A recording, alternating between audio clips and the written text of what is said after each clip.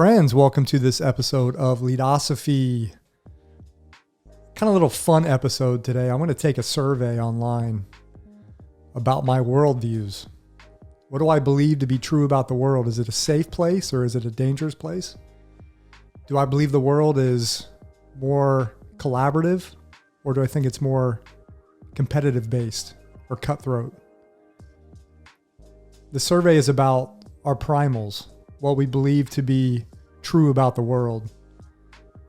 My question is, what import does it have for leadership, how we lead? I went down this rabbit hole when I was researching the Human Flourishing Project at Harvard, and they had a link to this survey on the University of Pennsylvania's website. So I'm going to walk through this survey. I think there's 19 questions. I'm going to answer them, and I'll give you a little insight into why I'm answering them how I am. Give you a little insight into me. And then we'll see what the results are. So I hope you enjoy this episode. It should be kind of fun. And then as I'm answering some of these questions, how would you answer them? And do they affect how you are as a leader? All right, hope you enjoy this episode. Remember, you're here with an open mind because that's the rule, not the exception. Here we go. Are you ready to permanently fuse leadership and philosophy? Then a word of caution. You are about to enter the fully abstract yet wholly concrete realm of Leadosophy. Our ideas are not always so clear and distinct. To validate this proposition, we welcome the host of Leadosophy, Tim Woody. All right, welcome back, friends. Got a cup of Joe here. Going to need it for this episode. The fuel, the engine room, cup of coffee. Hope you have your favorite beverage as you're listening or watching. What sort of world is this? If you're watching, you can see up on the screen, I'm on a website called myprimals.com. What is our worldview? If you've listened to this show or watched it, you know that I believe, or I'm a firm believer, that leadership is largely a process of self-discovery, learning about thyself, finding out what type of person you are, what type of person I am. It's growth, it's failure, it's trial and error. Leadership is a lot of groping around in the dark, searching for whatever you might be searching for. Again, a process of self-discovery. I've talked about values, beliefs, and assumptions and how they influence how we act, how we behave, the decisions we make, how we view other people. And I think when it comes to our worldview, our general worldview about, is this world a good place? Is it not a good place? Is there a lot of beauty in the world? Is there not? I think it comes down to a lot of optimism versus pessimism. And I don't see, if I'm trying to deepen my understanding of leadership, I cannot separate the fact that how we view the world in general on the day-to-day, I can't see how that does not influence how we lead. Which led me down this rabbit hole of taking this survey.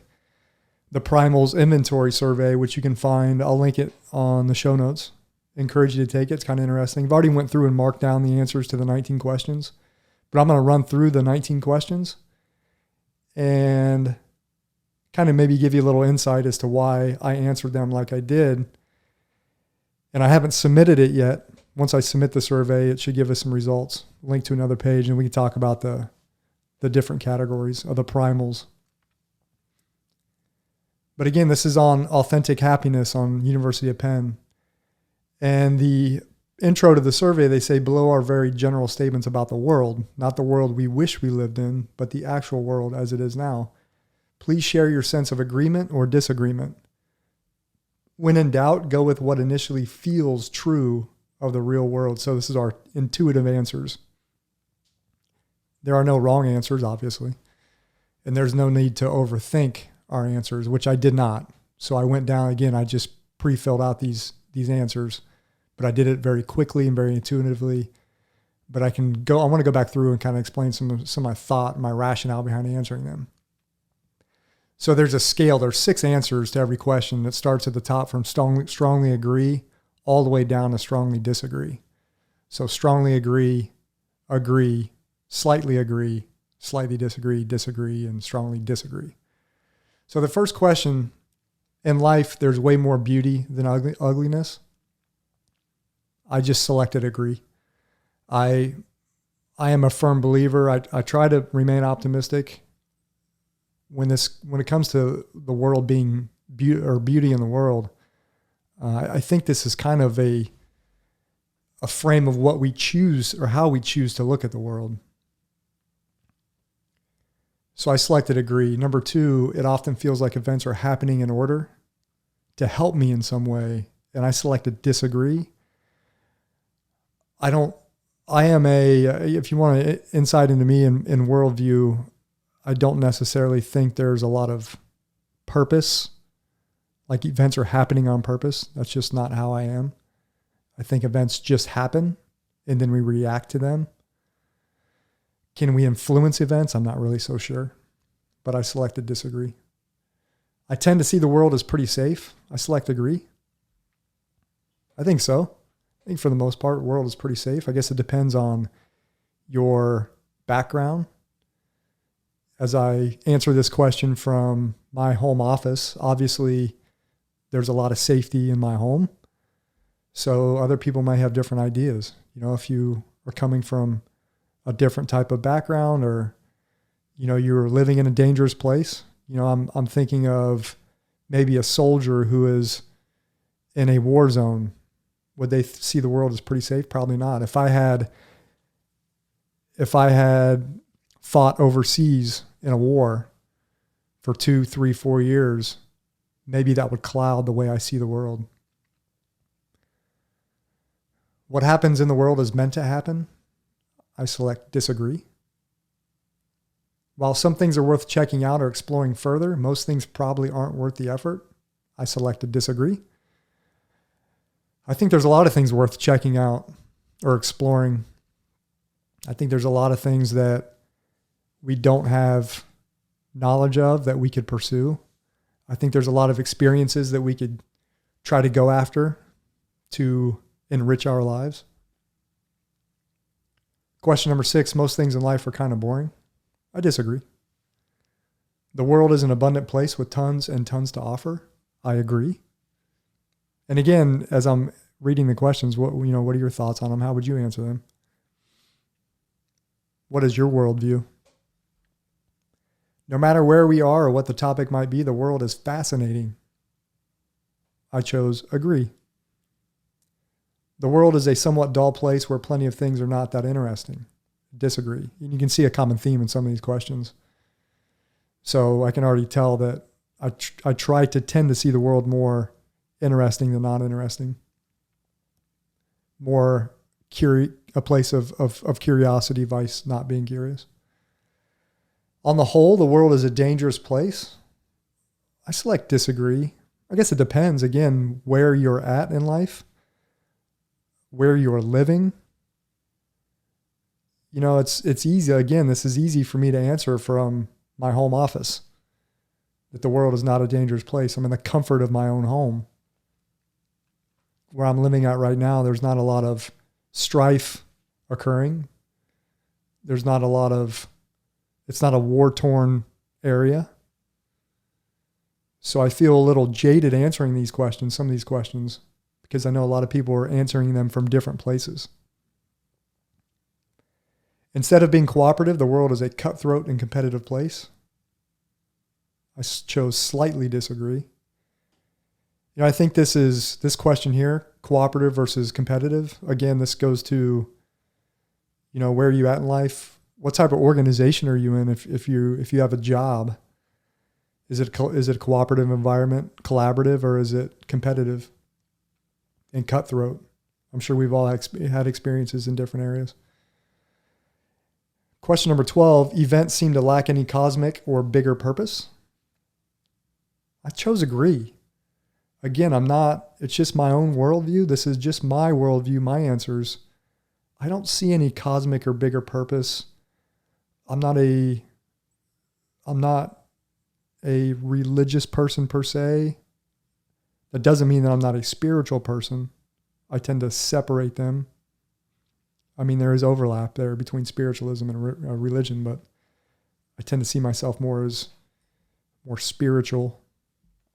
But I don't see a bigger or cosmic purpose. It's just not something I really get down on. Most things have a habit of getting worse. I chose slightly disagree. And I guess the reason I chose slightly disagree is that it's that idea of entropy. Things tend to devolve into chaos unless you tend to them. It's just a natural order. If you don't cut your grass, it'll just continue to grow and it'll get overgrown. You know, if you don't clean the house for a week or so, dust builds up. You know, things will just tend to trend towards chaos. That's my worldview anyways. The universe needs me for something important. I chose disagree. Humility will not let me choose anything other. I think if I vanished from the world today, I don't think in the grand scheme of life, on the long timeline, I don't know if that would have any big ramifications. Obviously, there would be people that would be sad. I understand that. I'm talking about universal importance of my existence being extinguished. Most things in the world are good. I agree. Most things in the world are good. But again, this is how I choose to kind of look at the world. Everything happens for a reason and on purpose. I disagree.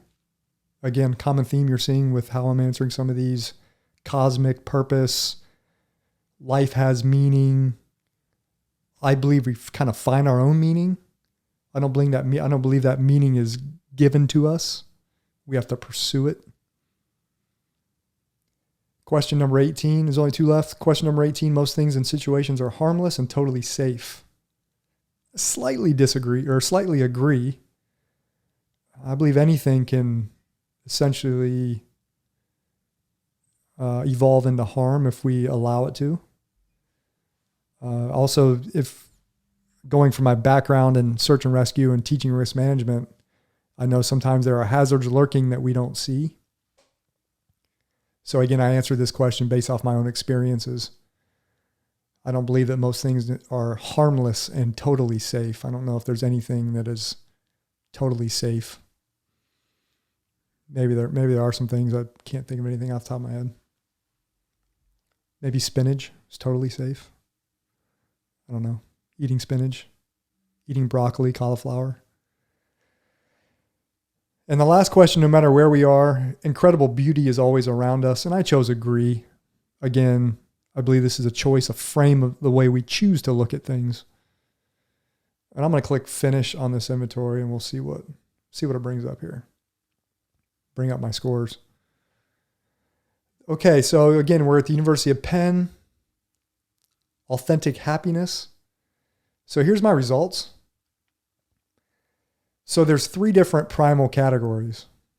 One is called safe. The other one is enticing. And the third category is alive. So on the safe category, and I'm going to read a quote from the authors of the survey and the study. Those low on safe see a Hobbesian world. That's Thomas Hobbes, who basically said life is broody, nasty, and short. Something I think I'm paraphrasing a little bit. But those low on safe see a Hobbesian world defined by misery, decay, scarcity, brutality, and dangers of all sorts. Base rates for hazards from germs to terrorism to getting stabbed in the back are generally higher. These people are on high alert. And they often view the non-vigilant as irresponsible. And those high on safe see a world of cooperation, comfort, stability, and few threats. To them, things are safe until proven otherwise. Vigilance appears neurotic. Risk is not that risky, and in general, people should calm down. So my score is a 3.5 on a scale of 0 to 5. And they give some, again, if you're watching, you can see the different backgrounds or whatever and how you scored compared to different groups. So I think as far as the safe goes, I tend to trend more towards seeing the world as safe. Again, I think this all boils down to what sort of environment are you in?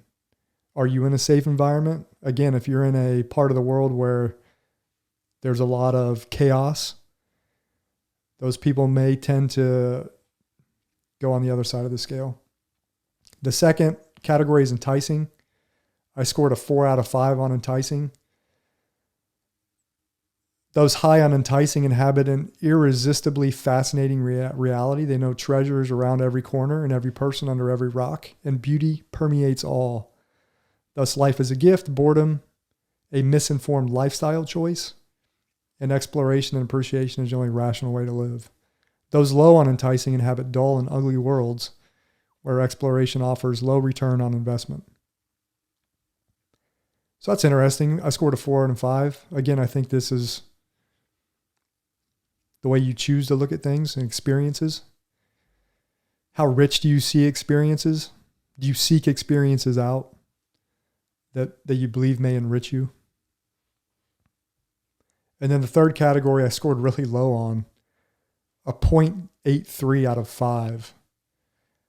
So I'm in the low category, very low, I would say. Those low on alive inhabit inanimate, mechanical worlds without awareness or intent.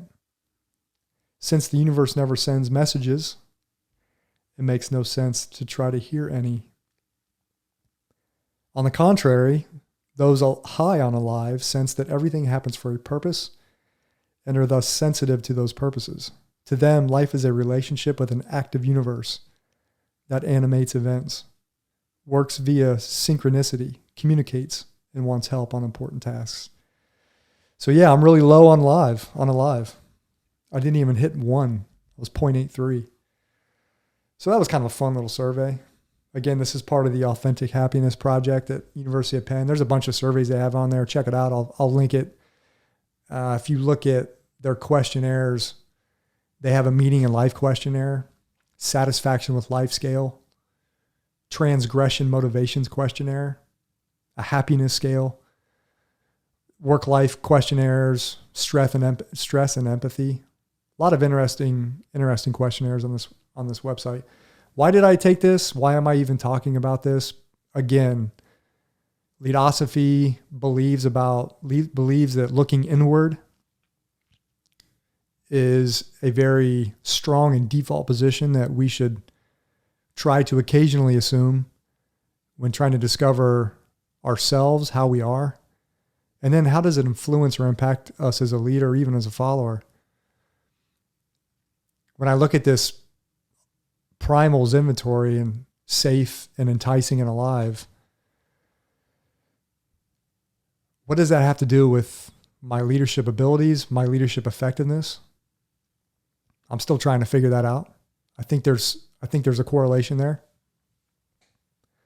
Again, I think in general, optimism versus pessimism can influence us as leaders, whether in the workplace, in the community.